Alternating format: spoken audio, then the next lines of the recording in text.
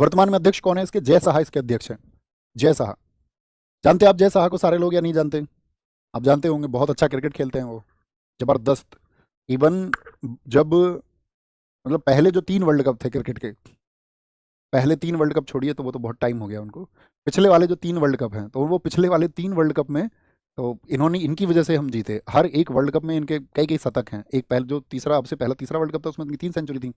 फिर इन्होंने उससे अगले वाले में, यानी कि जो पिछला हुआ था 2019 वाला, तो उसमें इनकी 5 सेंचुरी थी। और 2023 वाले में इन्होंने मतलब 6.5 सेंचुरी लगा दी थी।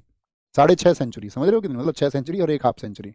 और साथ में पहले वाले जो तीसरा, अब से पिछला जो तीसरा वर्ल्ड कप हुआ उसमें एक में विकेट लिए थे इन्होंने 30, उससे अगले वाले में 32, और इस बार लिए इन्होंने 34.5 विकेट। मतलब 34 विकेट, और एक विकेट में थोड़ी इनकी आधी हेल्प रही। तो इतने अच्छे क्रिकेटर वो हैं। अब तुम क्या सोचोगे, नहीं जी खिलाड़ी को जिम्मेदारी देनी चाहिए? ऐसा नहीं होता है ना? ऐसा बिल्कुल नहीं होता है कि एक खिलाड़ी ही अच्छी तरह से मैनेज कर सकता है, या एक खिलाड़ी को ही खेल की समझ होती है, अतिरिक्त व्यक्ति को भी खेल की समझ हो सकती है। मैनेजिंग कोई और देख सकता है, क्योंकि इनको ग्राउंड पर परफॉर्मेंस नहीं करना है, इनको मैनेजिंग ही तो देखनी है। तो मैनेजिंग जरूरी थोड़ी है कि कोई प्लेयर ही देखे, मैनेजिंग तो कोई भी देख सकता है। ये तो उस तरह की है जैसे हमारे देश में एक छवि बनी हुई है कि पढ़े लिखे लोगों को राजनीति में आना चाहिए। बोलते हैं ना जनरली कि पढ़े लिखे लोग राजनीति, भैया ऐसा नहीं है। बहुत सारे पढ़े लिखे लोग पॉलिटिक्स में हैं, लेकिन वहां पर जो कैबिनेट स्तर के कार्य होते हैं वहां पर वो पढ़े लिखे लोग ही होते हैं।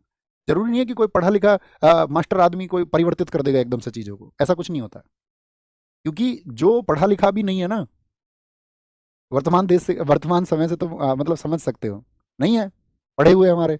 एक बार मोदी जी के कागज दिखा दिए थे तो मोदी जी कागज, उन्होंने जिस जो कागज दिखाई वो बाद में फर्जी निकल गई मोदी जी कागज। उन्होंने कोशिश तो की थी कागज पेश करने की, लेकिन चला रहे ना देश, जैसा भी चल रहा हो चला तो रहे हैं। लेकिन क्या होता है वहाँ पे कैबिनेट होता है, वो समझिए आप। मतलब थोड़ी है तो हमने मजाक कर दिया, गंभीरता पे आते हैं।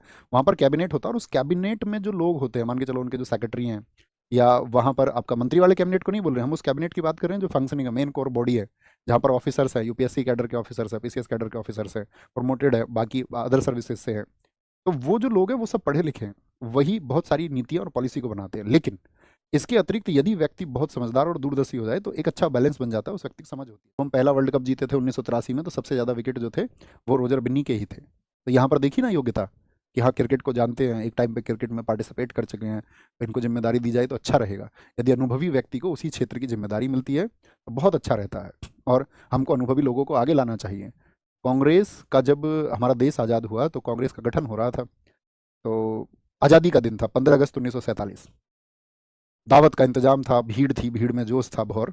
और आप जानते इतने बड़े कार्यक्रम में भीड़ थोड़ी बहुत इधर उधर आपका उत्साह में कुछ भी व्यवस्था इधर उधर कर देती है, कई बार हो जाती है। तो नेहरू जी को जिस गेट से जाना था, नेहरू जी उस गेट से न जाकर के दूसरे गेट से गए। तो उस दिन नेहरू जी को कुछ मंत्रियों की सूची देनी थी माउंट बैटन को, कि माउंट बैटन को उनको देनी थी कि भाई आप सत्ता को जो ट्रांसफर करके जा रहे हैं पावर को, तो उसमें उन्होंने बताया भी कुछ मंत्री होने चाहिए। तो उन्होंने बोला कि हाँ ठीक है 13 मंत्री होंगे हमारे। तो वो पर्ची पे नाम लिखे हुए थे पेपर पे, तो वो पेपर उन्हें पकड़ाना था, लेकिन कहीं उथल पुथल में लोगों से मिलने के चक्कर में वो पेपर कहीं खो गया। अब वो पेपर खो गया तो माउंट बेटन को नेहरू जी ने जो चिट्ठी पकड़ाई थी वो एकदम से ब्लैंक पेपर था, भैया ये लो चिट्ठी, उसमें कुछ नहीं था। थोड़ी देर बाद एक व्यक्ति आया, उनके जो सेक्रेटरी थे वो आए उनके पास में कि भाई साहब वो चिट्ठी मिल गई है। मतलब भाई साहब क्या सर, वो चिट्ठी मिल गई है? उन्होंने कहा ठीक है। उन्होंने बोला कि भैया वो जो चिट्ठी है वो ब्लैंक है, वो दे दो हमको, ये लीजिए। तो 13 मंत्रियों के नाम थे उसमें। आप समझना हम आपको क्या समझाना चाह रहे हैं।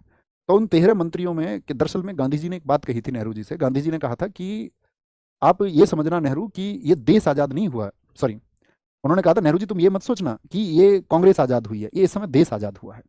इसको आप कांग्रेस की आज़ादी मत समझना, इसको देश की आज़ादी समझना। और इस देश को चलाने के लिए जो योग्य व्यक्ति हैं उनको आपको राजनीतिक वजह से ना सोच करके, इस राष्ट्रीय भावना का ख्याल रखते हुए अंतर्राष्ट्रीय पटल पर हम भविष्य में कहाँ पहुंचेंगे, उन मानकों को सोचते हुए विचार करना होगा। तो उन 13 मंत्रियों में से 3 व्यक्ति ऐसे थे जो कांग्रेस के धुर विरोधी थे। श्यामा प्रसाद मुखर्जी, इंडस्ट्रीज वाला इतना बड़ा डिपार्टमेंट उनको संभालने का काम दिया गया। बाबा साहब भीमराव अंबेडकर कांग्रेस के धुर विरोधी थे, उनको कानून मंत्री बनाया गया। सोचिए कितना बड़ा विभाग उनको दिया गया। आर के षणमुख शेट्टी कांग्रेस के धुर विरोधी थे, उनको फाइनेंस डिपार्टमेंट दिया गया। लेकिन आज वो चीज़ें गायब हो चुकी हैं। अब तो ये है कि आप मतलब किसके पक्ष में, और ये नहीं सभी पार्टियों पर लागू होता है, किसी एक विशेष पार्टी पर नहीं। तो अभी किसको महत्व नहीं बच गया है कि भाई राज्य के लिए क्या चीज़ें होनी चाहिए, क्या जरूरी है, देश के लिए क्या जरूरी है। अब तो जरूरी ये है कि आप सर्विंग कितना अच्छा करते हैं, सेवा कितनी अच्छा कर सकते हैं आप, है ना।